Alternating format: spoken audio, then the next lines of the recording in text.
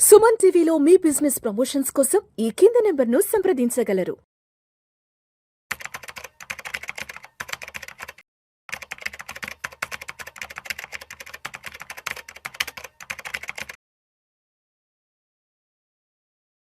Sir నమస్తే sir, Ramachandramurthy గారు. నమస్తే విష్ణు గారు. Welcome to Vishnu talks and welcome to Suman TV. Thank you sir.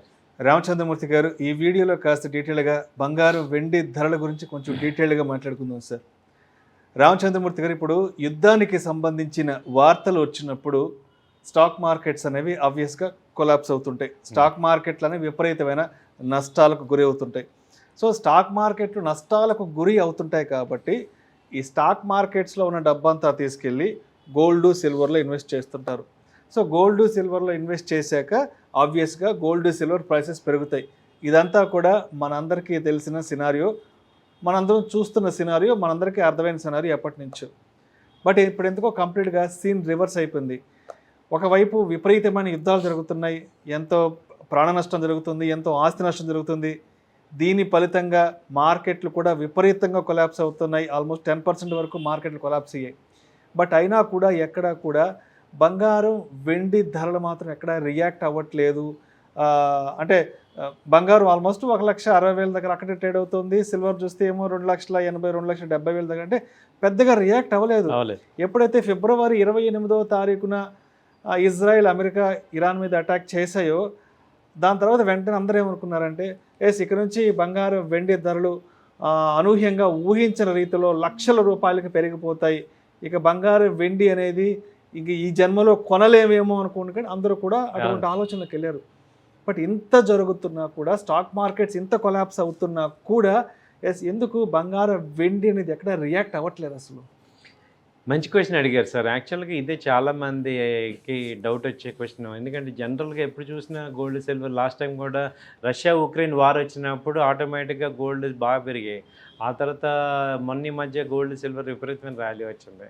ఇప్పుడు మార్కెట్స్ సడన్గా డౌన్ అవుతున్నప్పుడు ఏంటి లాజిక్ అంటే, ఇక్కడ మేజర్ ఇంపార్టెంట్ జరిగిన మ్యాటర్ ఏంటంటే ఈ క్రూడ్ ఆయిల్ పెరగటం. అంతకుముందు ఏంటంటే ఎంత వార్ జరిగినా క్రూడ్ $60 అలా ఉంది. ఇప్పుడు ఎప్పుడైతే క్రూడ్ ఆయిల్ పెరిగిందో, క్రూడ్ కొనాలంటే డాలర్స్లోనే కొనాలి. కాబట్టి ఇప్పుడు డాలర్కి వాల్యూ పెరిగిపోయింది. సో డాలర్కి వాల్యూ పెరిగిపోవడం వల్ల గోల్డ్ సిల్వర్ తగ్గింది. అంతేగాని ఇప్పుడు అందరికీ భయాలు ఉన్నాయి, కానీ భయం కన్నా ఎక్కువ ఏమైందంటే ఈ క్రూడ్ ఆయిల్ కొనాల్సిన అవసరం వచ్చింది. ఇప్పుడు చాలా కంట్రీస్లో ఏం చేస్తున్నారంటే ఈ క్రూడ్ కొనలేక స్కూల్స్ సెలవులు ఇచ్చేసారంట. పాకిస్తాన్ కానీ శ్రీలంక ఈ కంట్రీస్లో క్రూడ్ కొనలేక.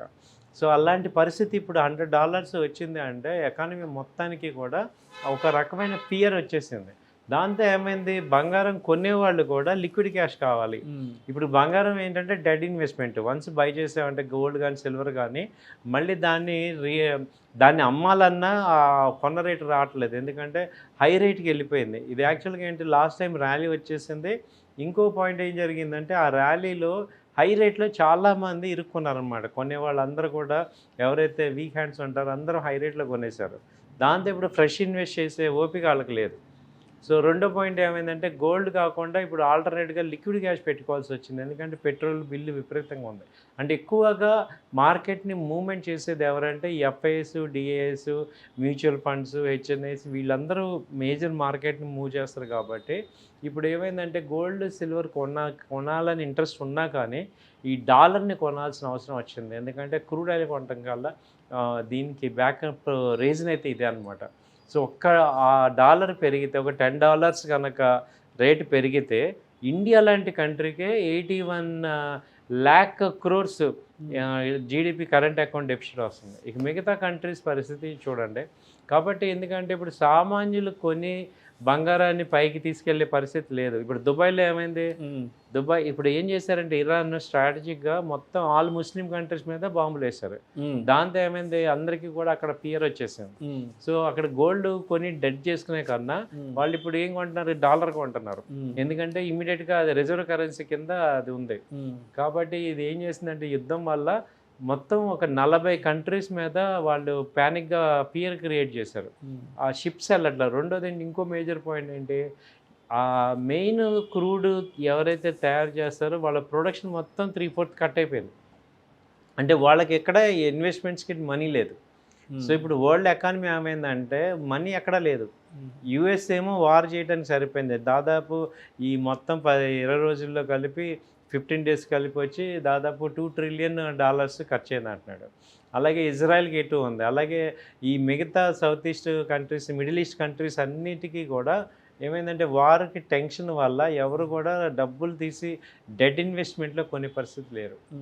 సో ఓన్లీ ఇప్పుడు ఇండియాలో ఏంటంటే మ్యారేజ్ సీజన్ కాబట్టి ఇక్కడ తక్కువగా కొంటున్నారు అది కూడా. సో కాబట్టి ఏమైందంటే ఆల్రెడీ హైలో కొనేసారు, ఇప్పుడు ట్రేడబుల్ అవ్వట్లేదు. గోల్డ్ ఇవాళ కూడా $5,060 దగ్గరకు వచ్చింది. సో అదే రేంజ్లో మెయింటైన్ అవుతుంది. 5,200, 300 నుంచి $5,000 మధ్యలోనే. సిల్వర్ అయితే ఇంకా 81 నుంచి 90 మధ్యలో. ఇప్పుడు సిల్వర్కి అంతకుముందు మేము చెప్పాము ఏంటంటే సిల్వర్లో 4-5 రకాలుగా ఇప్పుడు ఉంది అని, ఎలక్ట్రికల్ వెహికల్స్ కానీ, సోలార్ ప్యానెల్స్. ఇప్పుడు ఏమైతే ఆటోమేటిక్గా సేల్స్ అని తగ్గుతున్నాయి. ఎందుకంటే అంత అన్సర్టనిటీ ఉంది కాబట్టి లాస్ట్ 1 మంత్ సేల్స్ లేవు ఎక్కడ కూడా. కాబట్టి ప్రొడక్షన్ ఆగిపోద్ది.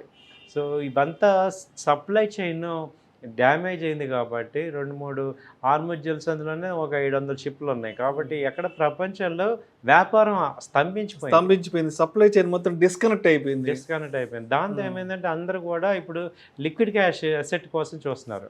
సో గోల్డ్ ఏంటంటే it is not a liquid asset.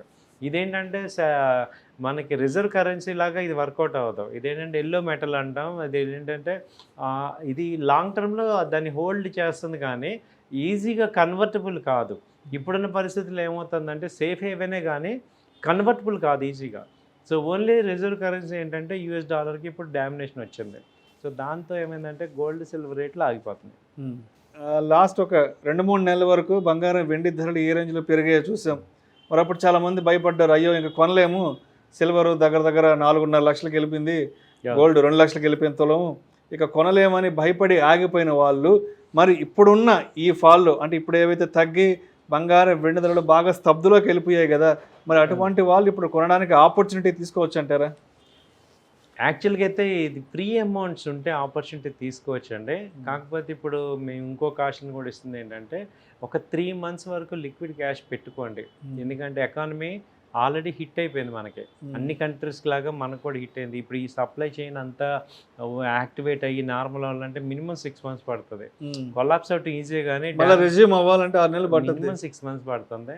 ఈలోపు ఏంటంటే గోల్డ్ కొనుక్కున్న గోల్డ్ కానీ గోల్డ్ పీస్ కానీ కొనుక్కున్న అవసరమైతే ప్లెడ్జ్ చేసుకునేటట్టు గోల్డ్కి ఒక అడ్వాంటేజ్ ఉంది కాబట్టి సో ఎక్కువగా దాని మీద ట్రేడ్ చేద్దానే కన్నా ఒక 30% అలా ఇన్వెస్ట్ చేసుకోండి, అంతేగాని ఓవర్గా చేయొద్దు. సో అందుకని ఏంటంటే నేను చెప్పేది కొనుక్కోవచ్చు కానీ ఫ్రీ అమౌంట్ కొనుక్కోండి. Right sir, right sir. Thank you sir, thank you so much. Thank you అండి.